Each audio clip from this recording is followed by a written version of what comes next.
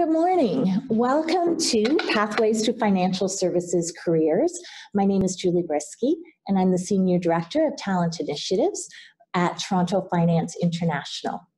Toronto Finance International is a public-private partnership, and we are focused on enhancing the global reputation of Toronto as a global financial center. We do a number of different activities, and one of our main thrusts is in the talent space, where we are working to increase the pool of work-ready talent with in-demand skills throughout the financial services sector. We are pleased to host this webinar today. We have worked in partnership with the City of Toronto for a number of years, and I'm happy to be here with Jennifer, and we have a great webinar planned for you. Today we'll be discussing financial services careers, how work is changing in our sector, and what some common pathways are into financial services careers. I'm going to lay out the agenda. We'll start with an introduction from Jennifer. We'll follow that with some information on future skills, and I'll walk you through some of the research that we've done recently that talks about some of the changes that are hitting financial services, how that's impacting skills, and how that's impacting jobs. We'll then move on to our four amazing panelists who come from different organizations, and they're here to share their perspective and their lens on what is happening in their organizations and to talk about pathways into financial services for a variety of different workers. We will have a robust question and answer period before we close off. So let me do a little bit of housekeeping. You have all been muted, and you're not coming through on our end with video, but we hope that you can see and hear us well. There is a chat function on the screen. Please use the chat function if you have any technical challenges during the webinar, if you suddenly can't hear us, or if you can't see us, or if you can't see the slides. When we get to the question and answer period, we ask that you nominate one facilitator in every room to gather the questions and enter them into the chat function. And we have someone on our side that is pulling the questions from the chat, and we will answer as many as we can. We are recording today's session so that we can use it as a resource for folks that were not able to join us today. So with all of that said, it feels like a mouthful. I'm going to turn it over to Jennifer to bring us into the session. Thank you, Julie. Thank you for your introduction and your overview of what we're going to accomplish today. We want to say thank you, of course, to Toronto Finance International for hosting this webinar for us. Our audience today is made up of city and community employment service staff, individuals who help job seekers identify the types of careers that they might like to pursue in a variety of different sectors, including financial services. Our goal today is to provide all of you with some information about the sector so that you can better coach and support the job seekers that you work with to take steps to acquire the skills or to apply for positions in the financial services sector. We're also so pleased with the panelists who've agreed to join us today. Some are old friends of ours, friends who have worked with us at the Partnership to Advance Youth Employment over the years, and others are new friends and employment service providers who are going to help give our staff and our partners a bit of a snapshot of the kinds of opportunities that are available to job seekers, likely entry points for youth and for newcomers and people who might be shifting careers, and the types of skills that employers are looking for in the current labor market. We're also really pleased, Julie, that you're going to provide us with some information on the trends that are impacting on the sector and how jobs are shifting due to the future of work, which is of course a phrase that we hear a lot about, and that you're going to make that real for our staff and for our partners this morning. We're going to have an opportunity, as you said, for a Q&A, and we hope that you will bring forward the questions that you'd like to ask of our panelists. We know that the best information comes directly from individuals who are doing the work every day. So we're so pleased that we have employers and we have Employment Ontario here to answer and provide us with information that we might not otherwise have access to. And as you mentioned, we are recording today's session, and it is our hope that we'll be able to share this broadly with staff at the City of Toronto and employment service providers so everyone can get a glimpse into the financial services sector and better understand how to support job seekers to access opportunities in this really vibrant sector in the City of Toronto. Okay. So we thank you for that. Perfect. Well, thank you very much. I'm really looking forward to this session. So let's start. Toronto Finance International has done a lot of work on the topic of future skills. And as Jennifer mentioned, this is sort of that hot topic, that hot buzzword. Everyone's talking about future skills, future of work. But it was hard to get information that took all of that good content down a level to say, we know that work is changing. We know that skills are shifting, but what does it really mean for us in financial services? So Toronto Finance International set out with PwC on a research topic, and we developed a report called Unlocking the Human Opportunity, Future-Proof Skills to Drive Financial Services Forward. It's available on our website at tfi.ca if you're interested in pulling the full report to look at later. But today I'm going to walk you through some of the highlights of that research and what we found. So what we did was we looked at the key trends that are influencing the future of financial services and how that's impacting the work that we do. And what we discovered is there are 5 key trends that are changing the way the financial institutions are conducting business. And so therefore it's changing the work that we do and the skills that we need. So let's look at the 5. You may have guessed them. One is changing demographics and customer preferences. Canada's population is aging, and in fact, we are aging at a rate faster than the US, the UK, and France. So that is shifting a lot of the work that we do. Changing customer preferences, more and more of our world is moving online, and customers today want the same online experience that they have with Amazon, with their other online retailers, and financial institutions are working hard to deliver on these changing customer preferences. There's increased non-traditional competition. Apple Pay, Alibaba, a lot of small startups and fintechs. So in the past, banks and insurance companies competed with each other. Now that competition model is much broader and they're competing across a much wider surface. Managing the significant regulatory burden. Regulation is sort of a double-edged sword. As there's more and more innovation, regulation is working very hard to continue to protect consumers. And so navigating through that regulatory burden can be quite complicated, both for existing financial institutions and for newcomers. Technology and big data. We hear lots about technology and how technology is changing our work. And that is all true. Technology is changing not only the way that we're interacting with our customers, but it's changing the amount of data that we have that can influence both our interactions with our customers, but also gives us really good data on how to run our businesses. So technology and big data together are really important drivers. And the 5th one is the pure speed of change. Everything is changing so quickly that it's really hard for organizations, for individuals to keep up with this pace of change. So we asked executives to which of these trends would have a high or very high impact on your organization in the next 3 to 5 years. And 3 to 5 years is not a very long time frame. And you'll see that speed of technological change is almost 90%.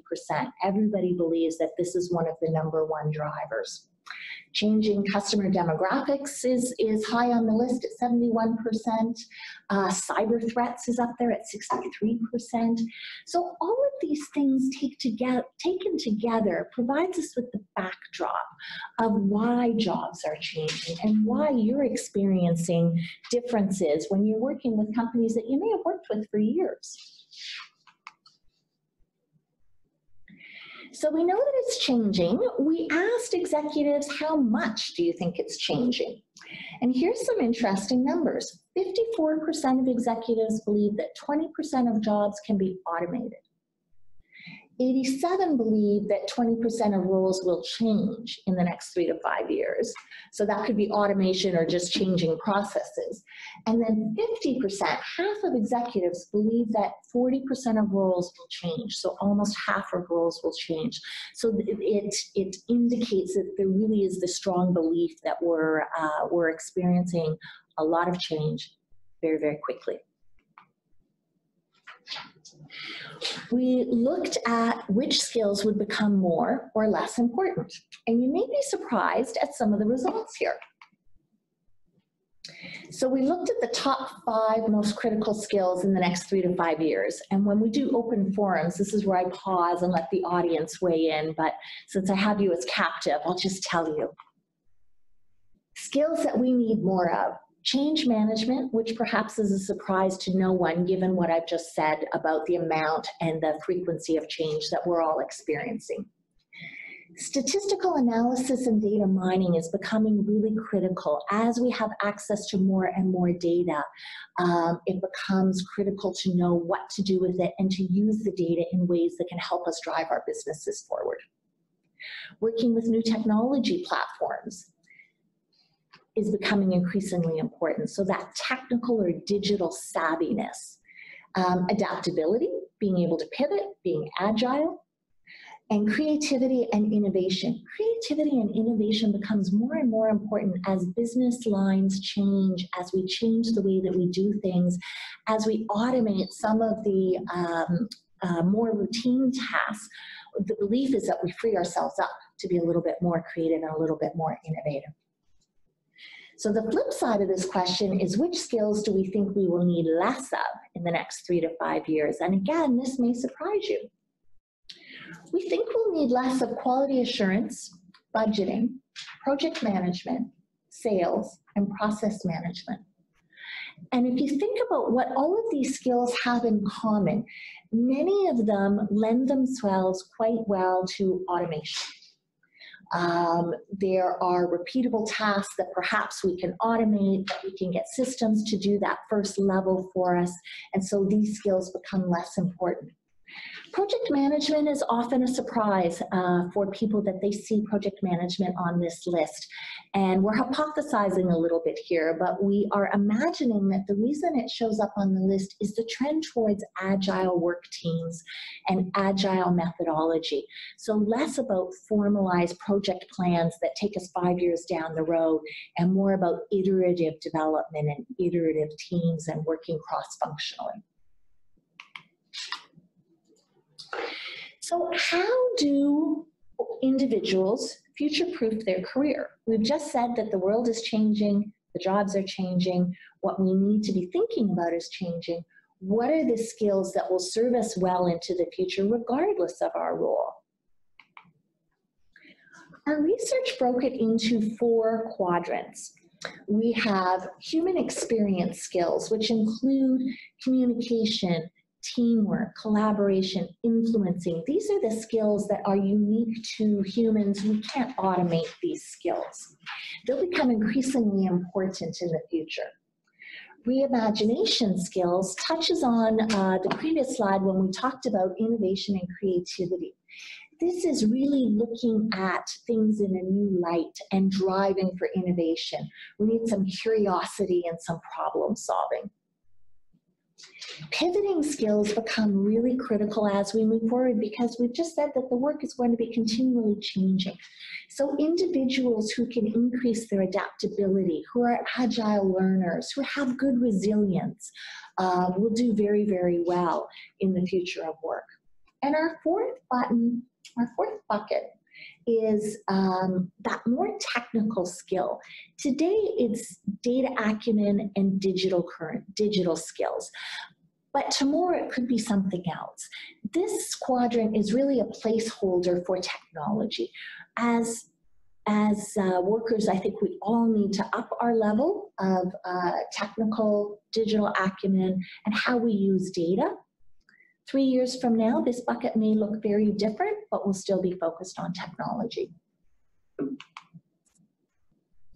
So we use that as a primer. We use that as a way to talk about why work is changing and how work is changing.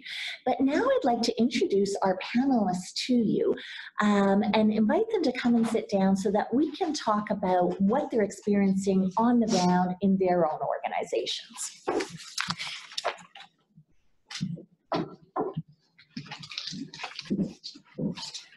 Welcome, panelists. Morning. Okay, we're going to let you get settled, and then we're going to put the camera on you.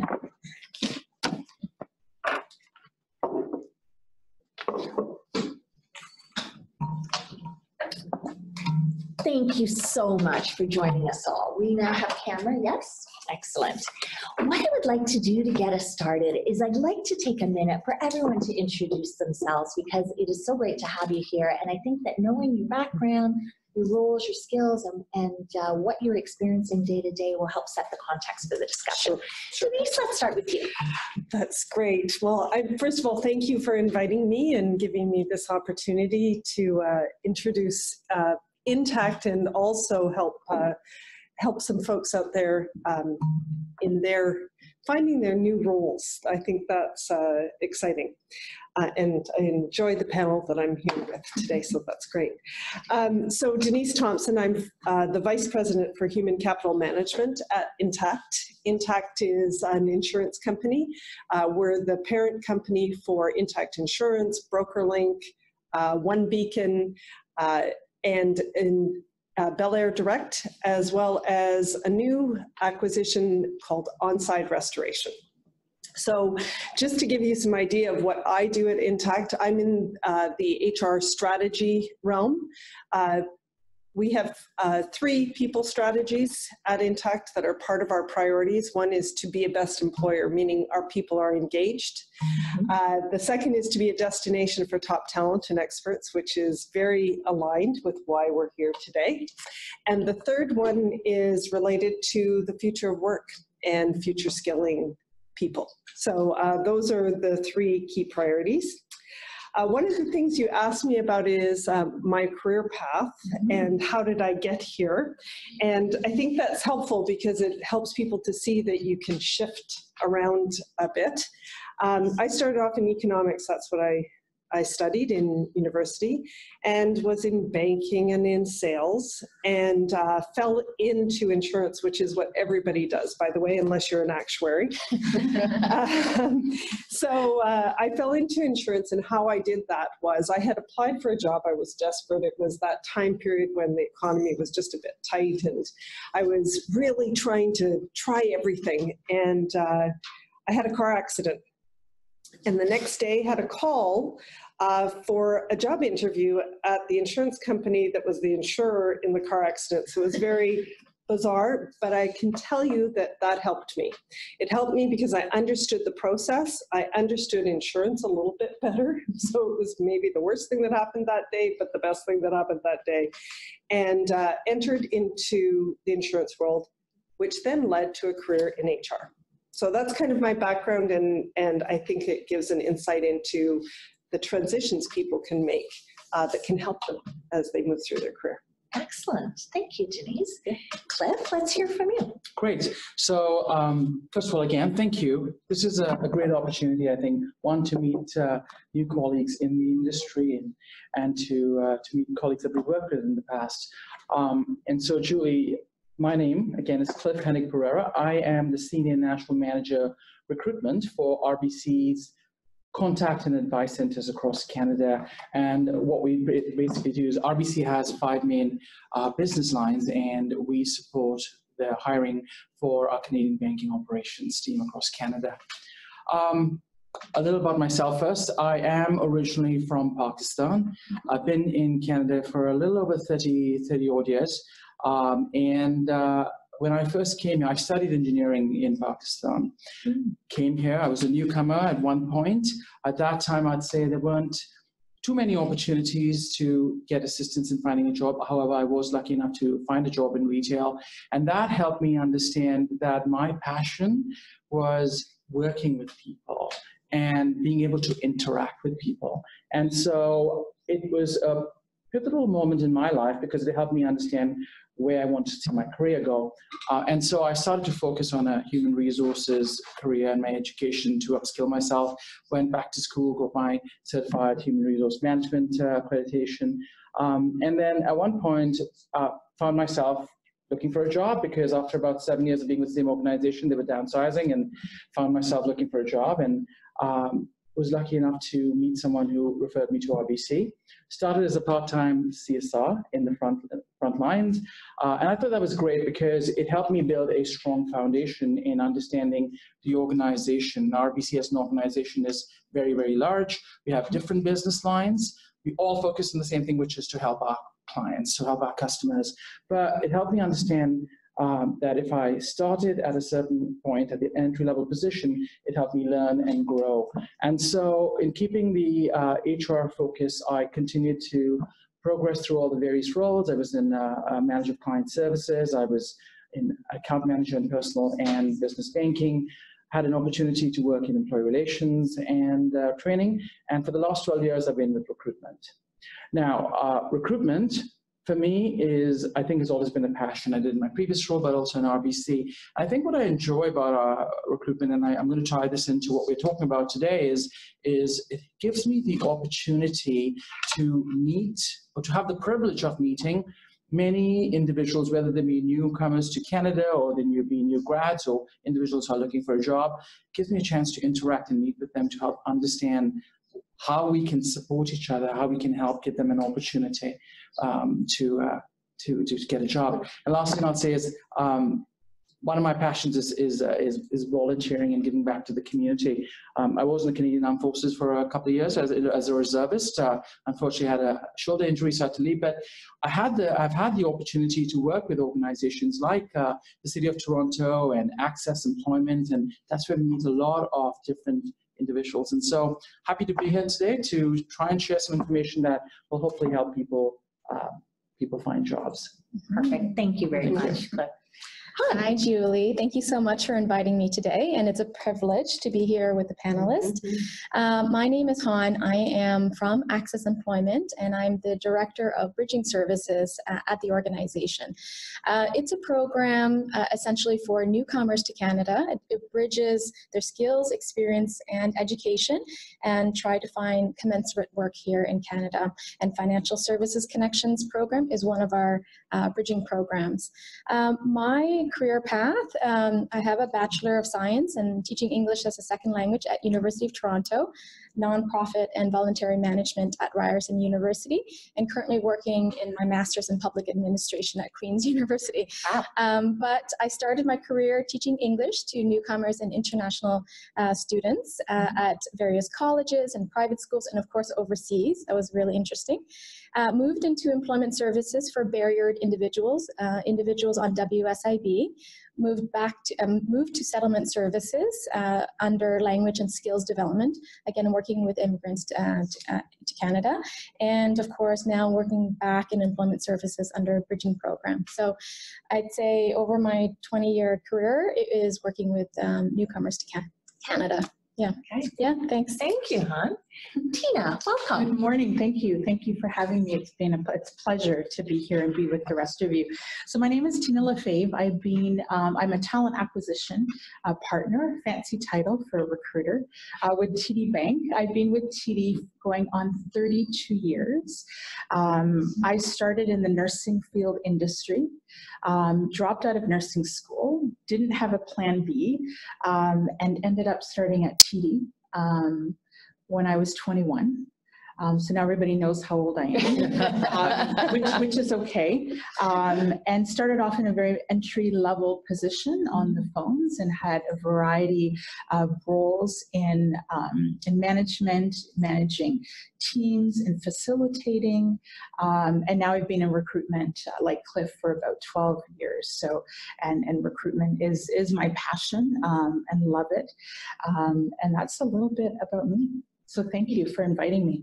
Thank you all. What I love about all of your introductions is when you talk about your career paths, it is very clear that no one's had this one straight shot.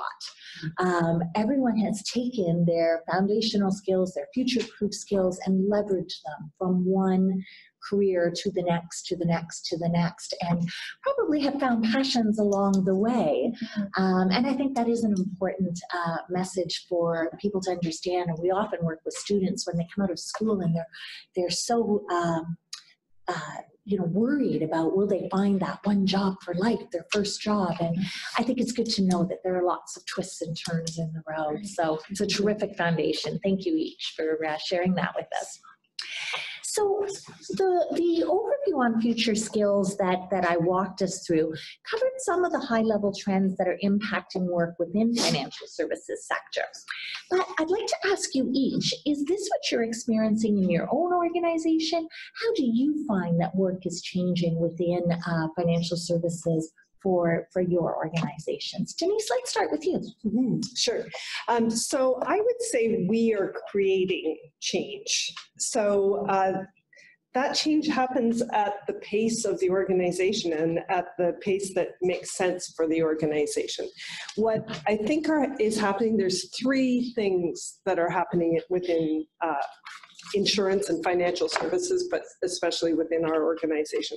The first is that we're beginning to have less administration within the entry-level roles, which, hallelujah, I'm sure everybody would say that, right? The second, I think I know there are new roles that didn't exist before. And the third is that there's new skills being asked of people in roles that have pre-existed. So I'll give you a few examples of that.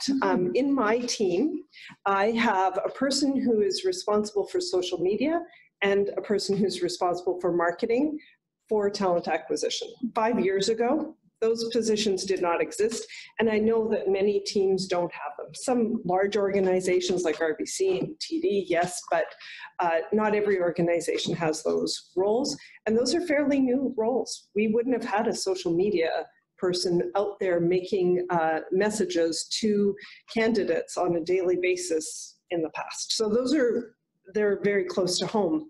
But on the insurance side, another new skill, let's say, instead of a new role, but a new skill in our product development teams is design thinking.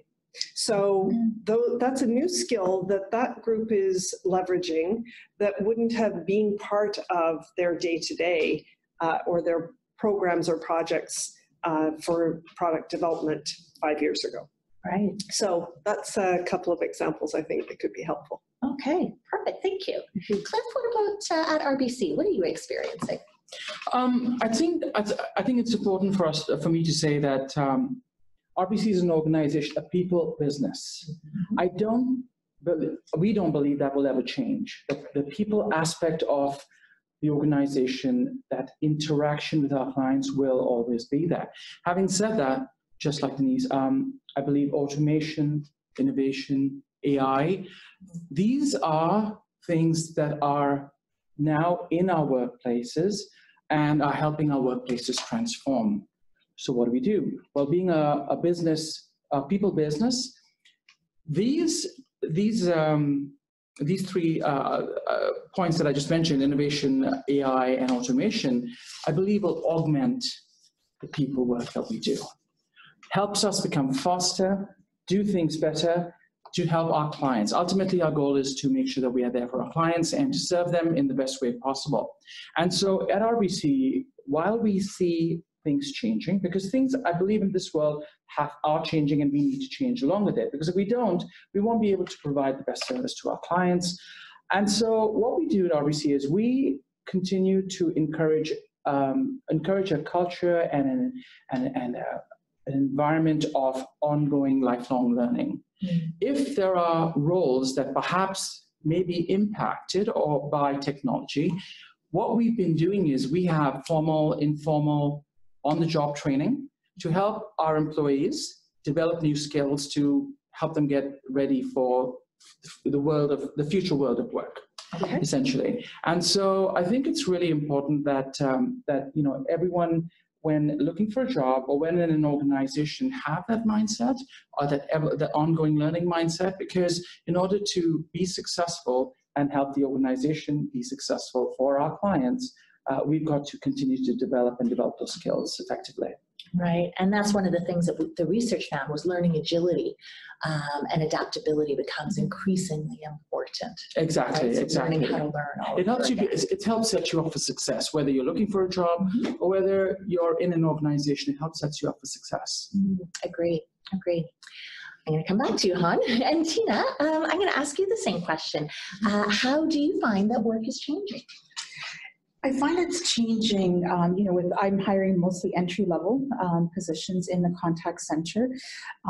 Shift work is big because we are very client-focused and customers are either calling in or going online. So, that having that adaptability to work, shift work, computer skills, those soft skills. I find that it's more the availability of the candidate to be able to work outside of the 9 to 5, Monday to Friday, and that's shifting and changing a lot, where a lot of our shifts are 4 to midnight, working weekends, and that's shifting because the candidate, it might not be the best for their work-life balance. So adaptability there in the availability of the hours that we need. Well, that's a really critical change, because you think back in the day, we would talk about bankers' hours. Yeah. And banks ended at 3 o'clock. Right. And now you're talking about 7/24 banking and being able to access your bank all the time. And working till midnight and working 7 days a week. So that's Certainly a changed shift. a lot. Yes. Yeah, for sure. Okay, thank you. Thank you. Han, at Access Employment, you work with a number of financial services employers, including a number of employers on this panel. Have you seen changes in the kinds of skills that employers in the sector are looking for, or the types of roles that they have to offer? We've seen a consistent message from employers, no matter the sector, the organization, department, or the type of role that they are searching for. And I would say again and again, they are looking for individuals with a high level of emotional intelligence.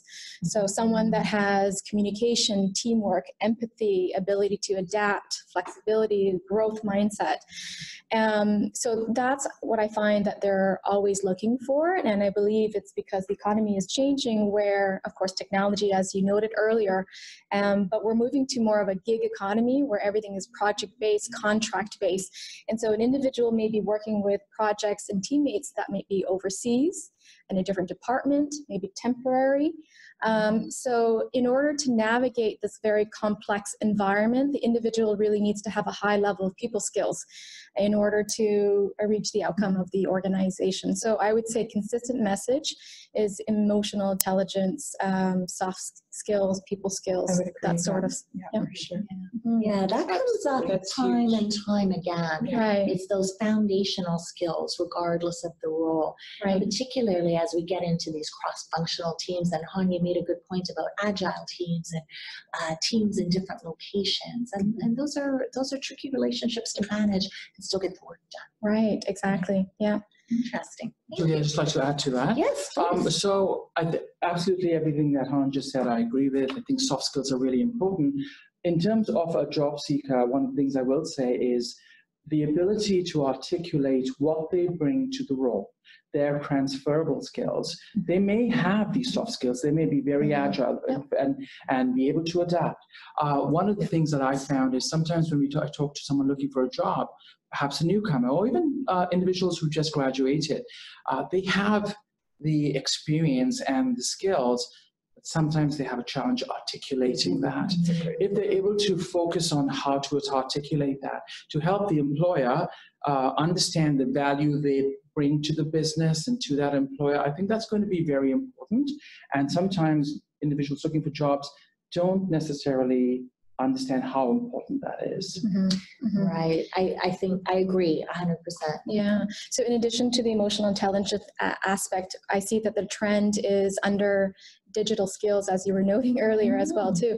And I'm sure there's a formal definition for that, but any ability to look at technology and internet and be able to operate it in a day-to-day work setting. So it could be being able to access as simple as accessing an email or working on a shared drive, Microsoft Teams, or maybe even coding a website. So it really varies, but I think the ability to be comfortable with technology, because the banks are changing the way that they deliver the services to customers. So website, apps. So a person really needs to talk about it and also navigate through that as well. So digital skills. Yeah. Okay. Well, let's talk about, we'd like to get a good overview of what the different pathways are into financial services. And by pathways, I really mean career entry points. And we want to cover 3 broad groups: youth, career shifters, people that are transitioning from one career to the other using those foundational skills, and internationally educated professionals. So let's take them one at a time, because you may have slightly different messages for each of these groups, and where the messages are the same, we can talk about that as well. So let's start with youth. Customer service used to be a good entry point, and Jennifer was saying that the city's pay program, when it was rolled out 10 years ago, had lots of opportunities for youth and customer service roles. And increasingly, we're seeing these jobs change with fewer open positions, and in the case of branch roles, fewer opportunities for youth that don't have post-secondary education, so youth that may have been hijacked from their educational path. So let me ask you what you're seeing in your organizations. Is this true for your organizations? Are there other entry-level positions like the contact center that candidates should consider and prepare for? Cliff, let's start with you. Absolutely. So at RBC, we strongly believe that we need to invest in the youth of our country. A few years ago, we had started a program called Career Launch, and it was a program, it's still on. It's a program for new graduates and university and college graduates to get experience within the workplace. And this was open in various cities of Canada. And it allows an individual who's graduated to be a part of an organization, however, get experience at the frontline level in a branch, experience working with one of our partners in the not-for-profit sector. And then also the third part of the rotation would actually allow them to work within a head office environment where they can hone in on their skills. We looked at the success of that program, which was called Career Launch, and we made, as an organization, we made one of the largest contributions to social aspect of focusing on youth, and that is a program we called Future Launch. RBC committed $500 million over 10 years to help build different programs and work with different partners within the community to help the youth get that experience, get that kickstart their career, and give them those opportunities. With regards to jobs and openings, we have a student hiring program every year. Last year, for 2019, I believe we hired around 1,400 students, and they came from various areas of education. There were, I believe, there were about 15% of high school students. There were individuals from IT. There was a cross spectrum of the different kinds of students that actually applied to the program. In terms of roles and opportunities for the youth, I would say our roles in the branches and our roles in the contact centers require individuals to have their high schooling minimum. And if you have your high schooling, or if you have your college or university education, it all works. With regards to what we look for, we're focusing on those behavioral attributes that they bring along with them. We're starting to stay away from, you've got to have your post-secondary education and things like that in entry-level roles and branches, because we've seen the importance of soft skills, and we've seen the importance of having those behavioral attributes that will help set you up for success. We have great training programs for individuals starting in roles, in entry-level roles or senior roles, and that helps them understand the organization and sets them up for success. Okay, perfect. And Denise, what are you finding? So, first of all, you were speaking about the fact that yours is a people business, and ours is definitely a people business. So those entry-level positions are truly good starting points for youth, And we have contact center roles, and we have entry-level roles in the insurance field and in the support for our customers when they've had an accident or they've suffered a loss to help them get back on track. So those roles exist for us, and we're still looking for those people. So folks, if you're listening, we're a good place to start off. What we see is that if you look at what young people are looking for, they're looking for interesting work. So the fact that the work is changing a little bit, that it's maybe more challenging, is actually a really good thing, because let's face it, nobody wants to be doing repetitive, boring work. So that administrative piece that's coming away from some of the entry-level roles is actually going to be making the jobs more interesting. And I think that'll help in terms of retention and also building skills that are really valuable for the future. At Intact, our entry-level roles really are a path.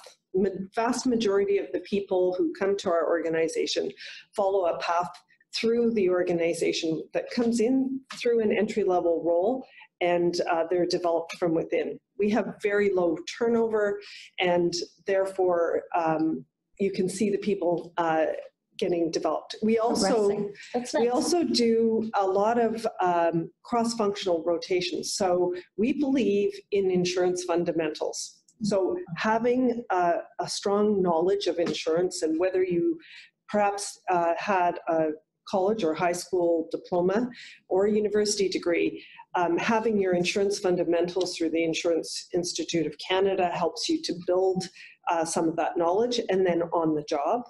But we see people rotate from one functional area to another. So a great example I can think of is a young fellow who joined us. He's originally from South America, joined us and was in our contact center. And he was there for a while studying finance at the same time, got a CFA, and he works in our finance team now. So we see a lot of that kind of movement, and we help people to understand how they can make the contacts within the organization, how they can get the development to make those moves. So it's definitely not a one and done. I think that's really important to say. The other thing I would just mention, and I think is a critical element for young people, is to take those opportunities in business that, in financial services, that may not originally be at the front of your mind, because all of those exciting roles that you hear about at the Googles and the Amazons and so on, they're in financial services. And financial services are a very stable environment. They're an environment where people, once they get in, they see how interesting the work is and what all of the opportunities are there. And then finally, so I've spoken about the insurance fundamentals, and I want to really stress that that's a great career path. Of course, all of the other entry-level roles that are out there that you can think of, from a UX designer to a software engineer to a data scientist. Those are all part of an insurance company and great places to come in. We hire a lot of, every year, hire many entry-level or interns and summer students for those types of roles as well. Okay. You both touched on learning agility, which when we think about entry level, it is so important to come in and absorb as much knowledge as you possibly can. And then, as you've all demonstrated in your own personal career paths, you don't know where that will lead you. It may not lead you, in your example, Denise, from the contact center to more contact center roles. It may lead you to other areas of the business. And Tina, what are you finding with the entry level candidates that you're working with? What are some common roles? So definitely contact center, definitely CSR, teller entry level positions. So that's what I mainly support is candidates that are I support mostly entry level positions. And sometimes the misconception is I don't have any banking experience, I don't have any call center experience, and that's not required. So as long as you have at least your minimum high school, and if you have college, and what we're finding and looking for, because we're so customer focused at TD, is someone who can have a great conversation with our customers. So it goes back to that communication piece, that ability to connect with our customers. The ability to, we can teach certain skills, but it's those soft skills that we're looking for individuals to bring. That passion, that motivation for the customer experience is, and these are just, some of the competencies. Adaptability, someone who has the ability to give advice. This is what I recommend, or this is what I suggest.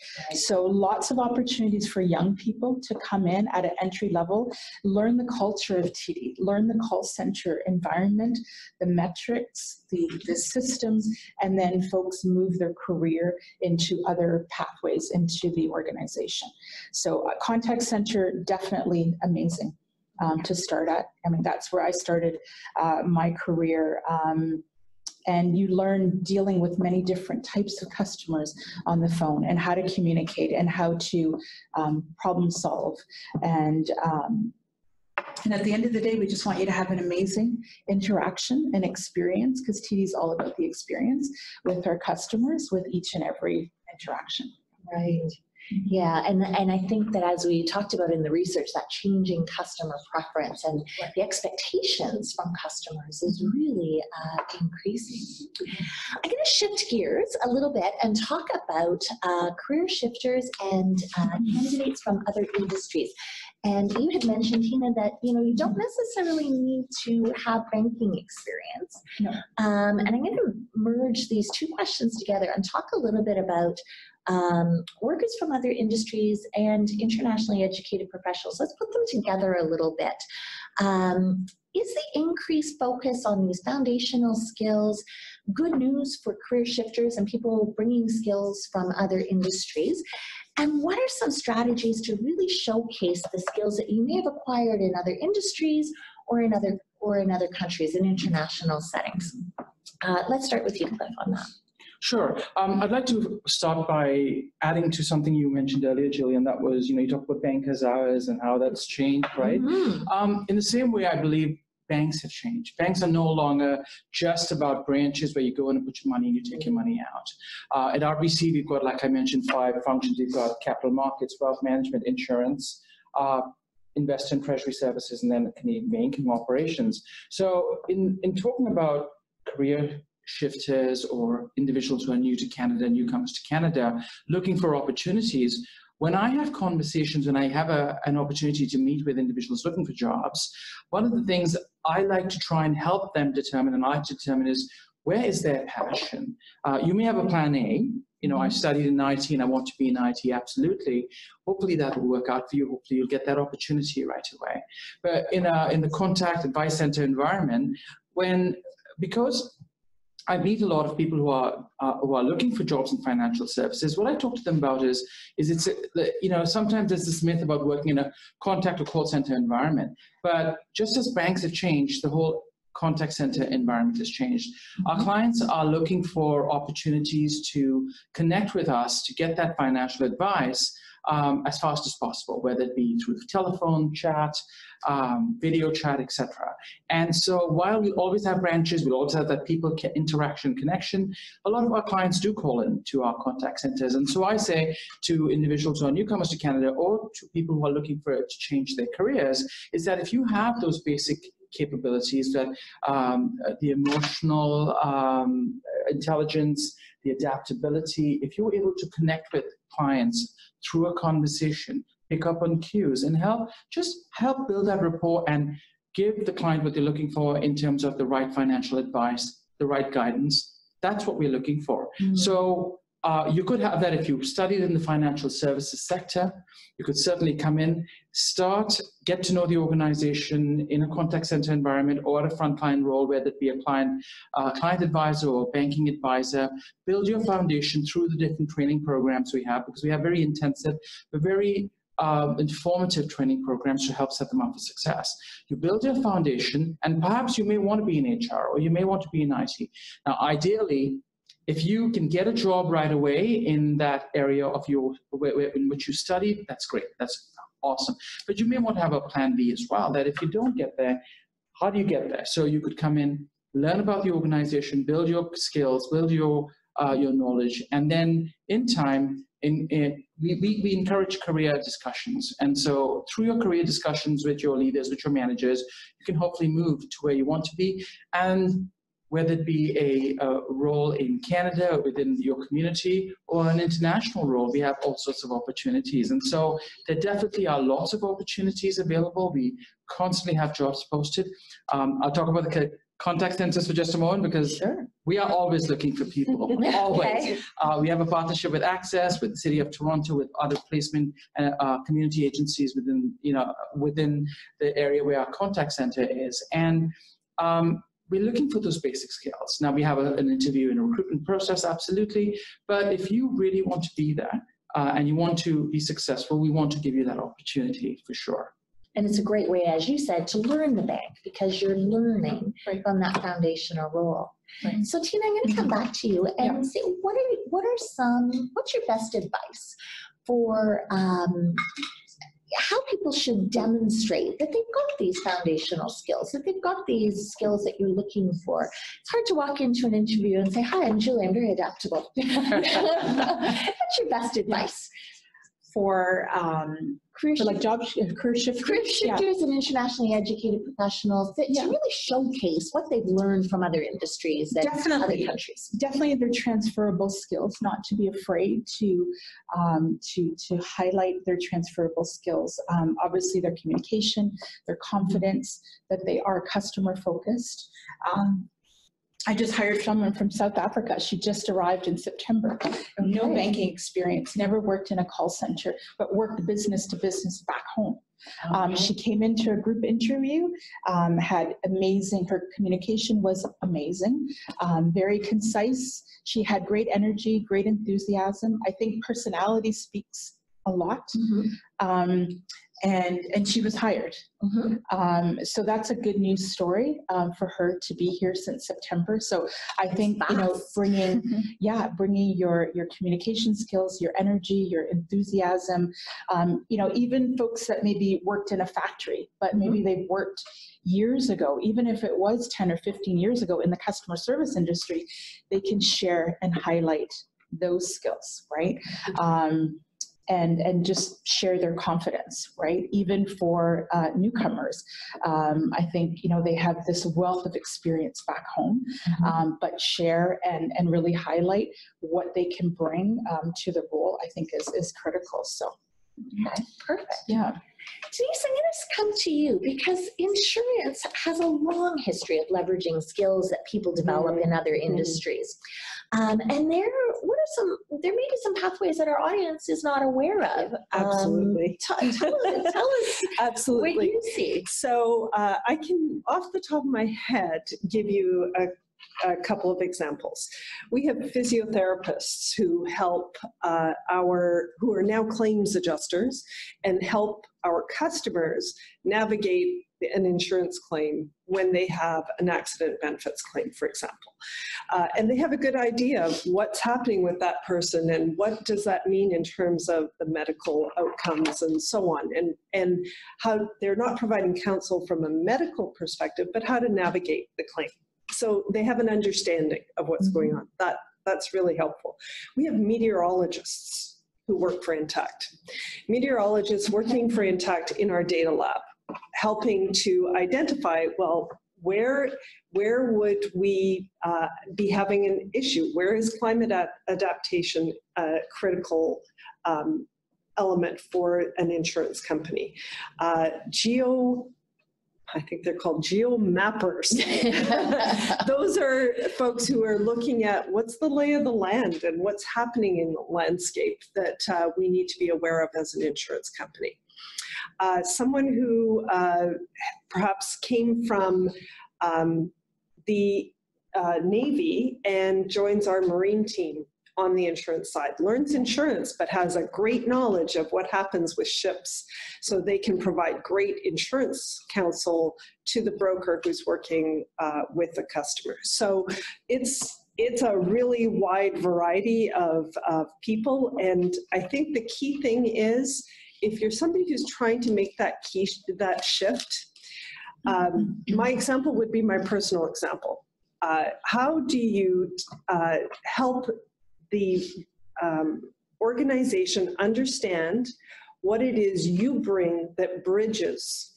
And I think it's important to have something that bridges over. So by doing some homework, understanding a little bit about what an insurance company does, making those connections on LinkedIn through friends, to have somebody that you can talk to understand what it is that they do every day and how does it all map together. So when you get the opportunity for an interview, you have made a connection between what it is you bring to the table and how that can help an insurance company. My examples are, for example, when I moved from sales into insurance, I was able to say, well, in sales, you have to be a good listener. And I could use examples of where I listened. You have to be a good negotiator. And I could give examples of where I negotiated and how that would benefit in a claims insurance role or a claims adjuster role. Same thing in HR. Now I've been a claims adjuster. How does that help in human resources? Right. What are the skill sets that bridge from that experience, being a people frontline experience, to working with employees? So that would be my counsel to people that are making that bridge, is understand what the business does and really think in advance for the roles that you're interested in. How does what you have in your background bridge over to that new function? And I love your idea of the coffee chats. And I know that people may feel hesitant to approach someone and say, oh, you're a friend of a friend, do you mind having coffee with me? But I know I'm always happy to do it. I don't think people are put out by the request, and it's such a great opportunity to learn it firsthand and draw those connections that as you're learning the business you may not know yourself. So you know, at Intact, we will be launching on our career site the ability for you to connect and have a coffee chat with an employee at Intact. We're starting with our technology teams, software engineering, the data labs, etc. But that's something we will expand. So we're open to that. And I think most organizations, I think anybody at this table in this room would actually, if somebody reached out on LinkedIn and said, can I have 15 minutes? I wanted to understand about your business. You'd take that call. You'd be happy to help. Yeah, exactly. Han, I want to close with you. Oh, okay. Because I do want to leave some time for questions, and we could chat all morning. But tell me, what are some examples of programs that are available through Access or through Employment Ontario for internationally educated professionals to help them move into financial services roles? What are some resources that our listeners should be aware of? Sure.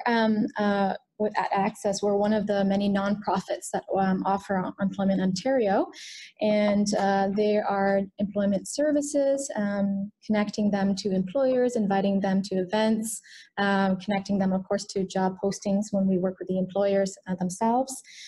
We have career cruising workshops in order to determine which career you'd like to take, looking at your current skill set. So we help sort of direct them into the career path that they're looking for, including the financial services area. We have second careers, so those who've been laid off in their jobs and they're looking for training dollars in order to get back into the workforce. We have that. We assist with that. We have online services, which is fantastic. So if you are in the comfort of your home, you can look at webinars, be part of an online recruitment event. We have guest speakers. Actually, we have TD and RBC coming on as well. But tomorrow, RBC, several employees of RBC are going to be on talking about their career paths and how they got there. And of course, TD recruitment events that's happening in Montreal. So online services are fantastic. We also have bridging services under my portfolio. So under the Financial Services Connections Program, it's for internationally trained professionals to find work in the financial sector. And it is so broad. And I would reference TFI in your website, where there's a page with in-demand roles, and you can look at those roles and look at the skills and education required for them. So it's a great start. Yeah, I would say in our bridging programs, on average, an 84% employment success rate for that area. Yeah. Wow, congratulations. We That's also really good outcomes. And part of our program is mentoring. We connect job seekers with mentors. So that's a great area. And of course, thanks to Tess for the sponsorship of, the funding of START program. So it is a program for newcomer women looking to come back into customer service roles. Okay, excellent. I'm going to pause, not stop, but pause, and open it up for questions that our listeners may have of each of the four of you. It may take a minute for the questions to pop through. I would ask that one facilitator from every room take a lead on the questions. Please enter them into your chat function and we will pick the questions up from the other end. You can send them either private or you can send them to everyone. We will get them both ways. So while we're just waiting for rooms to get organized and enter in the questions, Cliff, I feel like you wanted to add on to, I did. to some of that. I saw your body language. I really just want to say this one thing. So say this one thing. Sure, I just wanted to add to something, to what Denise was saying earlier and what you had asked about in terms of advice. Now, I'm sure all of our organizations absolutely believe and celebrate diversity. I think diversity, so at RBC, we really do celebrate diversity in diversity of thought, diversity of culture, diversity of the person, and that's really, really important. And one of the things I would say to someone looking for a job is while you have these skills, and these are important transferable skills, I think it's really important to know yourself.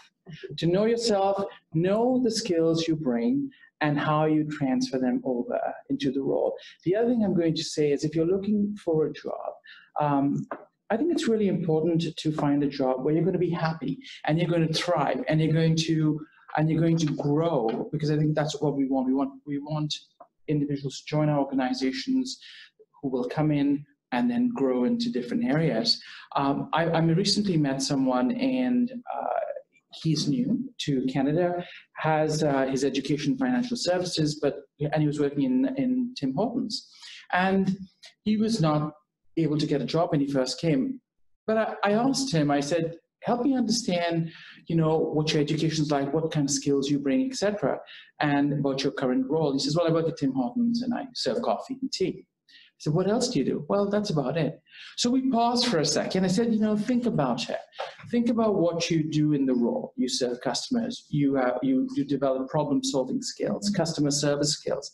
And sometimes I think as individuals or someone especially coming new to Canada or maybe who's just graduated may not necessarily understand how many amazing abilities they might have to contribute to the organization. I think self-reflection, perhaps tapping into community agencies who can help them understand and identify these attributes and skills will help them be more successful, because then once they know themselves and they know where they want to be, they'll be able to help articulate that to the potential employer. Yeah, and I think that's an excellent point, because we really do need some coaching, all of us, at every age and stage of our careers, and how to bring forward those things that we do by second nature, so we don't think they're terribly interesting or important, like serving coffee.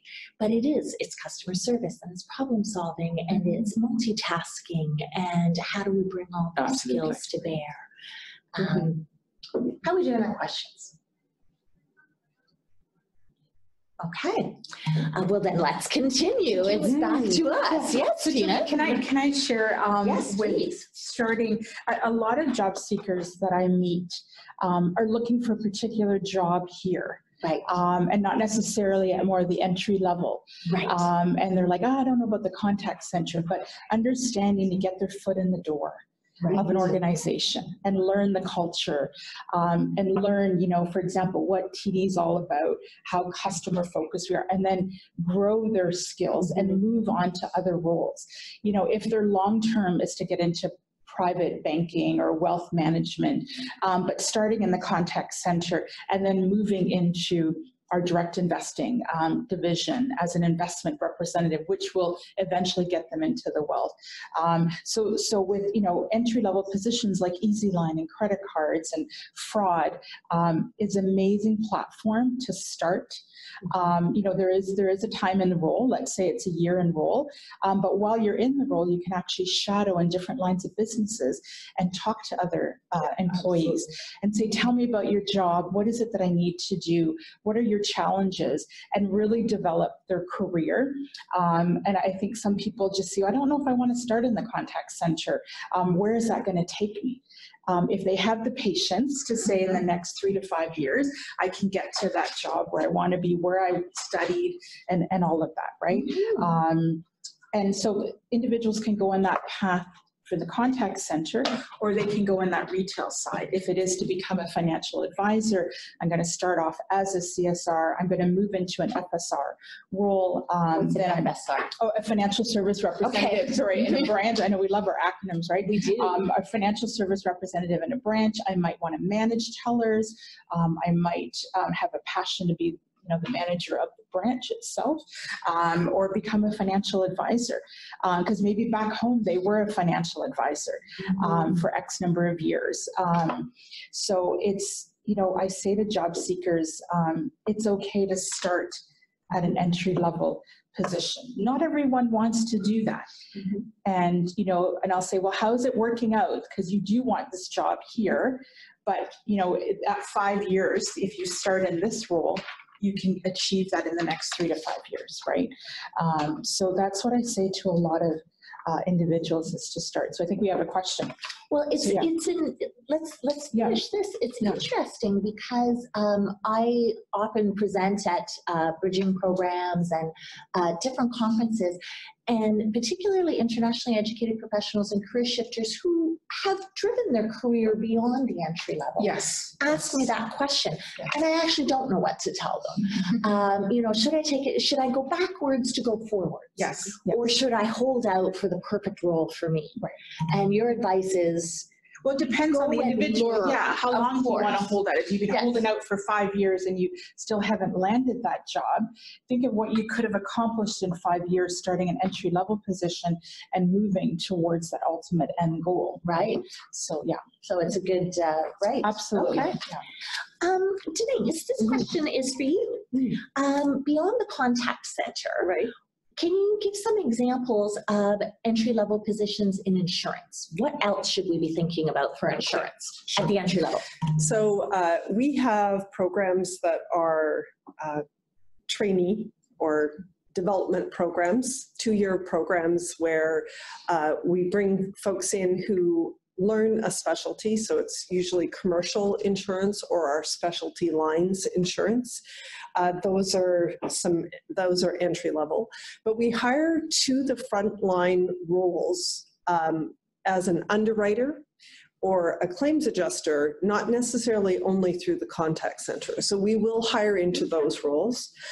We have entry level positions that are in human resources, in technology, the help desk, software engineering, data science. We hire, I would say, probably 60 actuaries every year. So actuarial or mathematics, those types of roles as well, data science roles, for our data lab and for our actuarial teams. So there are as many entry-level roles as you can imagine within insurance, for sure. Perfect, thank you. I have another question. Talking more about the impact of technological advances on entry-level positions. And so are there courses or software that you would recommend that people have knowledge of coming in? How should people be preparing themselves? That's a great question. If I may, Sure. In terms of contact center, advice center roles, and even on front line, and I think multitasking, being able to be, being comfortable with technology is very important. I believe someone mentioned that earlier. Now, when we say being comfortable with technology, in our situation, you don't necessarily have to know specific applications, because we have some great training programs that help you understand the applications we use. But comfort with technology, meaning you might have 2 or 3 different monitors, you may have 10 or 11 or 12 different applications. Being able to multitask at a given time is very important. So that comfort with dealing with technology, I think, is important. The other thing I'd like to say, Julie, is that sometimes we get individuals who say, I've done my investment funds in Canada course, or I've done my Canadian securities course. Now, the businesses that we support in my team are the Advice Center, Collections, Fraud, and the Advice and Direct Investing. Advice Center, Fraud, and Collections don't need, we need just high school, or you could have college or university, college diploma, university degree. In Direct Investing, we have 4 different accreditations that you require. And so that's when we would talk to the candidate and say, this is what you need: a Canadian securities course, your fundamentals and derivatives, or your conducts and practices handbook. But in terms of courses to do, I would really suggest that someone understand where they want to be, whether it be insurance or whether it be the advice center or financial services world, and then invest in that education piece if needed, because sometimes you get a certain accreditation done, certain course done, and you may not need it in the course you're going to. So research is important, and understand where you could use that. Okay, thank you. And Han, you have the bird's eye view because you deal across so many different organizations. What courses or software would you recommend as a foundational? It really does vary depending on the role, as Cliff was stating, but I would say keep on learning, talk to individuals in that area to get the advice in which department perhaps they would use particular software, then you would learn about that. But I would say go in LinkedIn. I love LinkedIn Learnings. It is a variety, I think, I want to say over 50,000 courses or so, a lot of courses. So for our individuals in project management, agile, in SAP training, ERP, those are all there. So I would say go to LinkedIn Learning is one that you can go to. Perfect. One final question, and then I'm going to turn it over to Jennifer to close us off. What's one piece of advice that you would give newcomer job seekers who have maybe held senior positions in their native countries around managing expectations for Canada? And we'll kind of come back to your point, Tina, about start somewhere. But how do you manage expectations with senior level internationally educated professionals? Han, this is right up your alley. So we have a leadership connections program specifically for leaders back home in finance or IT. Expectations are real for sure, because there are different, I guess, requests from employers. You know, what we do is we try to find commensurate work in that area. Now, when you compare their home country to Canada, maybe perhaps the structure is a little bit different. So it's not a one-to-one equivalent job here in Canada. But I think for leadership, I'm a little bit biased. We do find commensurate work here in Canada. So as you know, you've sat on many of the advisory committees where individuals in various banking sector roles or financial companies or others that find the job that they're looking for. Yeah. Okay, and I see you nodding around the table. So, and sorry, just good to add, and the reason why it's successful is because it's completely employer-led. We have an advisory member, we work with the employers, we see that what we're looking for, and so we do a match of what they have as skills. So that's why it's successful. Perfect. Go ahead, Cliff, and then we'll turn it over to Jennifer. I think one thing that's important for job seekers, whether they be new graduates or newcomers to Canada, to remember is, first of all, congratulations and celebrate the fact that you are, let's say, newcomers here in Canada. There are many people who'd love to come to our country and live here, and they've got the opportunity. Sometimes you will get jobs in the area of study that relates to your experience. Sometimes you may not get that job right away. So persevere. Continue to focus on what you want to achieve. You may not get that right away, but have a plan A, like Tina mentioned. You could have a plan B, to get you to Plan A. That will help you gain skills, whether it be volunteering work, whether it be a work in another industry. Those skills are always useful that you can use when you get the job you really want. I love that, Plan A and Plan B to get you to Plan A. All right. Thank you all. I want to take a minute to thank each of you for your thoughtful input, your perspective, your experience, and sharing it with us today. And I want to pass it over to Jennifer to close us off. Thank you, Julie. And I echo your thanks to our amazing panelists, to Denise, to Han, to Cliff, and to Tina. And of course, Julie, for your excellent job moderating this morning. To our viewers, our Toronto Employment and Social Services staff, and our community partners, we hope that you found this morning's webinar informative and that you are leaving with new information about how you can support the job seekers that you're working with to move into opportunities or prepare for opportunities in financial services. To our TEST staff who are viewing today, keep your eye on TEST Connect and on our online opportunity system for opportunities with these fine employers in financial services and others. We also regularly promote workplace tours and networking opportunities. So make sure that you're referring the job seekers that you're working with to these opportunities. Han mentioned the excellent TFI website, and I also want to give a plug for that website.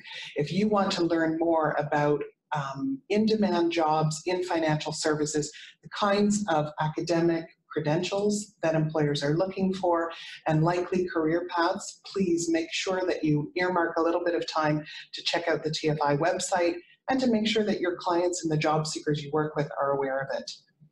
A little bit of advice in closing for the job seekers that you're working with, some easy bits of advice you can pass on. If you're looking for employment in financial services, I think many people mentioned it today, LinkedIn is a powerful tool. You should create a LinkedIn profile, and you should also avail yourself of LinkedIn Learning webinars and learning opportunities.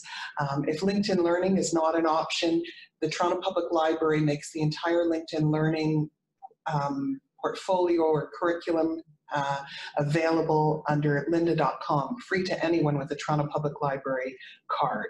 Follow the organizations that you're interested in working for on LinkedIn. Learn about their corporate culture. Learn about what they're looking for in a hire. And be prepared also to tell these employers what you bring to the organization. I think that came through really clearly in our discussion this morning. And then sign your clients up or ask them to sign up for a networking or a mentorship program. There are lots of opportunities. Access spoke about their work in this space. There's also TRIAC, which provides a great profession-to-profession mentorship program for individuals. And the United Ways Networks program, great for youth who are looking to connect with people in the sector. And then, of course, don't forget, refer to Access Employment or other EO partners who can support your clients and the job seekers you're working with to get on a pathway to success in financial services. Thanks for joining us today. We hope you found the morning entertaining and informative. And once more, thank you to our hosts, TFI.